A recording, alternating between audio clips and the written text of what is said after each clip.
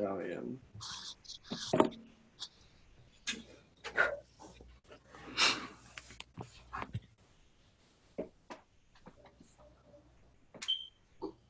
Wait, are we going? Yeah, go ahead. All right, I'm Madison Tomaszek. I'm Tariq Martinez. I'm Emily Wammer. I'm Totvuda Surudzinskas. I'm Jackie Botello. And our Catalyst project aims at preventing youth gang involvement in California. So the problem we are aiming to solve is the number of school-aged youth who are joining gangs in the state of California. Throughout the United States in 2011, it was estimated that youth under the age of 18 made up about 3.5 out of every 10 gang members. San Bernardino County is responsible for a large amount of gang involvement and gang-related violence. According to the San Bernardino Sheriff Department, in 2016, there are an estimated 650 gangs and 15,000 gang members in the county of San Bernardino. Youth continue to be involved in gangs regardless of their age or gender. A survey from California showed that both young girls and boys were joining gangs. Among girls in 7th grade, 4.3% were affiliated in a gang. For 9th graders, it was 3.5%, and for 11th graders, it was 2.6%. For boys in 7th grade, 5.3% said they were affiliated in a gang. For 9th graders, it was 6%, and for 11th graders, it was 6.7%. Although these numbers may look relatively small, on average, they are 5 times more likely to be in a gang than die in a car crash, and most youth are in a vehicle multiple times every day. San Bernardino County is also responsible for a large amount of gang-related violence putting our youth in danger. In 2016, the violent crime in San Bernardino was higher than the violent crime in California by 197.39%. This is putting the youth in danger of getting hurt or harming someone else and ending up in jail. Many factors contribute to youth choosing to join a gang. These factors include children not feeling safe at home, having unstructured time outside school hours, family members being involved in gangs, living in areas with high rates of poverty and unemployment, and areas where drugs and firearms are readily available. San Bernardino is a county that is at risk for higher gang involvement because when compared to the national average, San Bernardino has significantly larger deficits in regards to the factors that lead to gang involvement. Specifically, San Bernardino's poverty rate is 18.2%, whereas the national average is only 11.8%. Also, San Bernardino's unemployment rate is 8%, whereas the national average is only 3.5%, making San Bernardino's unemployment rate 71% higher than the national unemployment rate. When someone becomes involved with a gang, they are in it for the long haul. There is no easy way to leave a gang, and it is likely they will be arrested or killed before they are able to leave. Becoming involved at such a young age makes these consequences much larger because these children are more likely to receive a harsher punishment for their crimes, more likely to commit or be involved in crimes, and are more likely to use drugs. It is extremely difficult to break the cycle and go back to a normal life once someone chooses to join a gang. Existing solution. The Nightlife program was solution implemented in San Bernardino County. This program resulted in local park keeping the light on and the park open until midnight to provide a safe for individuals to go. Some success of the program was the reduction of crime in the San Bernardino County, which was 40% drop in gang-related crime, 57% drop in gang-related homicide, and the park attendance increase. Although there was some success, the downfall of the program was outside peer pressure from the community and limited resource within the program. Existing solution continued. Another solution that was implemented was the Juvenile Intervention Program, which was not designed to show teens the reality of being incarcerated. The juvenile would experience the life of an inmate in the state jail for a day. They also get mentored by inmates, which make them less likely to return to the program.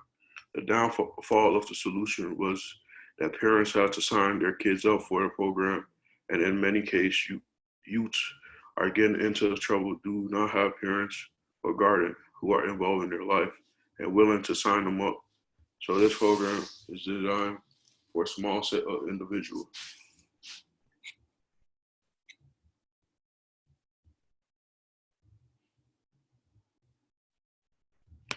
Focus of our solution. Our solution is designed to help create structure for youth when they are not in school, limiting the amount of free time they have, which in turn results in reduced time to get involved in gangs. This is the primary factor our solution is aimed at, but it will also help reduce other factors, such as not feeling safe or having a safe place to go. Our solution. Our solution consists of 2 phases that will impact both former gang members and students from 3rd grade through high school. For the youth, we will be providing a safe space for them. For former gang members, we will be providing them with education opportunities. Phase 1 objectives. The objectives of Phase 1 is to start off by creating our organization. With the Community Center for the Youth, we will have multiple opportunities for students to be involved in something other than gangs. These opportunities will be enriching, and we will also have former gang members speak to the students, educating them about gangs. Implementing Phase 1. We plan on implementing Phase 1 by first purchasing a place to be our home base. This place will be the home of our staff, and it will have a gym, game room, study room, and other areas. This will be a place where youth are always welcome to come and feel safe. We will also be communicating with nearby schools about the mission and goals of our organization, so we can then get involved within the schools to provide information to the students. Implementing Phase 1 continued. The final part of implementing our phase will be to hold an assembly at all the local schools. This will be where we have the opportunity to inform students about our organization and the mission of our organization. We will also be inviting them to come and be a part of our program. Components of Phase 1. The main component of our program will be to offer an after-school program. This program will be offered at both the schools and at our home base location. Doing this will provide access to all students and offer some variety. The after-school program will have snacks, people helping the students with homework, free time with friends, education about the consequences of joining a gang, and counseling services to those who would like it. Our after-school program is different from other after-school programs because it is meant to accommodate to those who do not have a stable home life and provide specific mentorships from individuals who understand. Components of Phase 1 continued. Another component of Phase 1 will be summer camps. In the summer, youth have a lot of free time on their hands, and many do not have the funds to enroll in a summer camp or other summer activities. This program was designed for them. We will provide day camp opportunities and field trips. These day camps will offer different themes and may be located at a home base, or may be located at a museum or local park. Field trips will usually consist of a few days or a weekend, where we may go to a camp, resort, or somewhere else. The unique thing is that even when there is no scheduled day camp or field trip, our home base will always be open to the students to come and hang out or receive guidance. Components of Phase 1 continued. An important aspect that will be a part of all the components of Phase 1 is that former gang members will be involved. They will be there to talk to youth about the dangers and consequences of joining a gang.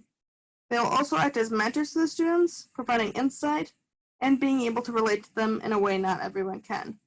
It is also important to note that the former gang members will be supervised at all times they are around a student.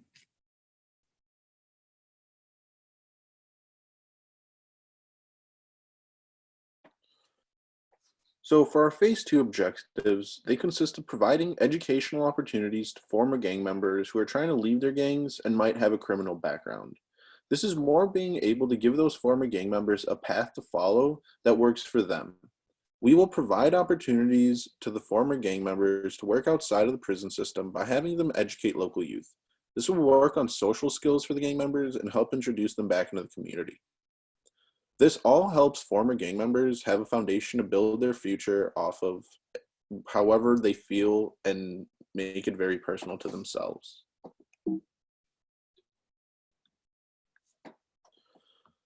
So to implement this, our organization will be funding the educational programs for the gang members in and out of prisons who are trying to join our program. Although some prisons offer educational programs that are often very difficult to get into because of limited resources and, more importantly, limited financial stability, which is why we will be funding the educational programs. Individuals who will be eligible for these programs include former gang members in prison for nonviolent offenses, former gang members that were released and are trying to change, and any other gang members that want to help with their first steps in leaving a gang.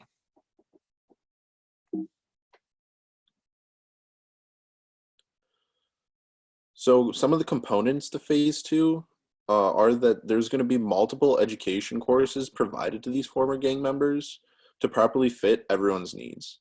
These courses will include GED courses, college courses, life courses, and vocational courses. All of them will provide structure and opportunity to the former gang members once they are out of the prison system, which will help with their integration back into society and reduce their chances of returning to jail. Overall, this will not only teach them skills from an education standpoint and for jobs, but also organization and life skills.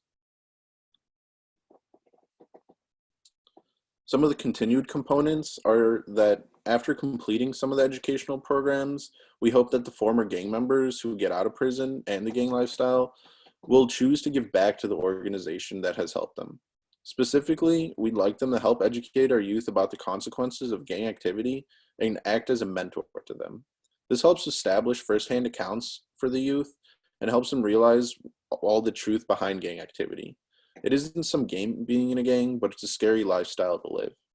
This also shows the gang members that there's a form of therapy that they can express themselves and be able to talk about their past and hopefully overcome them for their own well-being.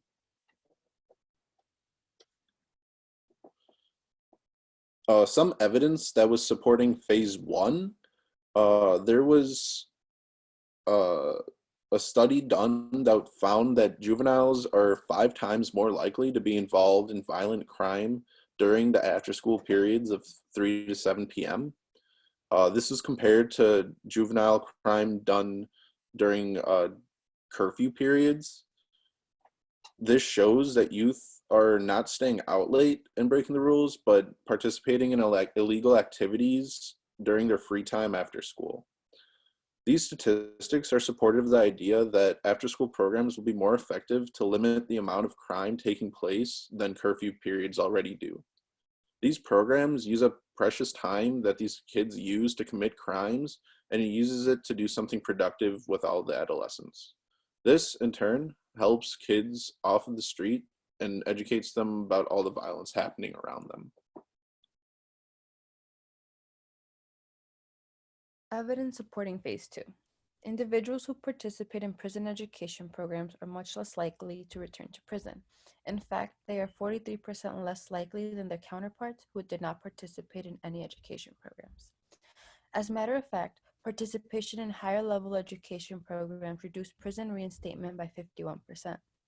As stated by the Department of Policy Studies at the University of California at Los Angeles, a $1 million investment in incarceration will prevent about 350 crimes, while that same investment in prison education will prevent more than 600 crimes. Prison education is almost twice as cost-effective as incarceration. By supporting this program, it will not only reduce the amount of crime, but the amount of prisoners, and will overall be saving taxpayers money.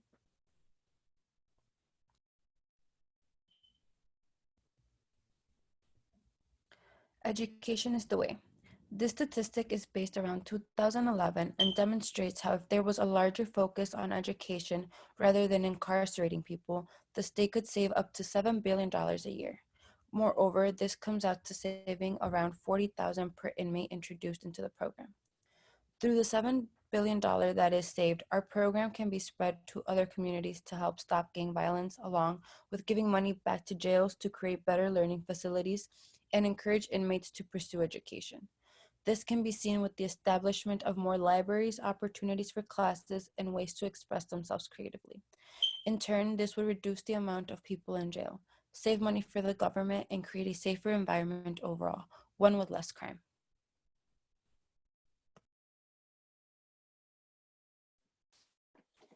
So the funding for the program per year is going to consist of funding from the government in the form of grants and scholarships, hopefully with nonprofit aid and donations along with that. Previous statistics have shown that educational programs end up saving money through getting people out of jail and not needing to spend all that extra money on resources to keep those individuals incarcerated. This saved money will help pay for both phases of the program. Both programs will be reducing the amount of crime and therefore the number of individuals incarcerated. Overall, it's going to be very cost effective and save taxpayers even more money, making the community safer and expanding the program overall, hopefully too. This will lead to there being less crime on the streets, less people in jails and prisons, and lower tensions between gangs and the community for a brighter future. Saved money can also be given back to the community to help build parks and other recreational facilities, help the less fortunate, and help expand the program to other areas also ridden with high gang activity.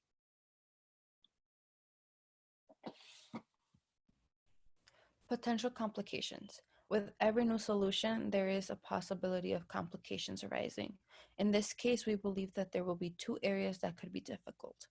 The first will be to get former gang members to willingly be a part of our organization. We could solve this by mandating them to join for a given amount of time if they complete our educational courses.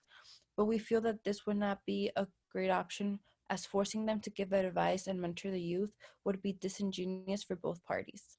The second issue may be getting students to trust into our program and our mission. As with any new program, it can be hard to get youth to be interested and engaged in something they may think does not pertain to them. We will need to continue to reach out and maybe even do so individually to help students see the benefits of our program.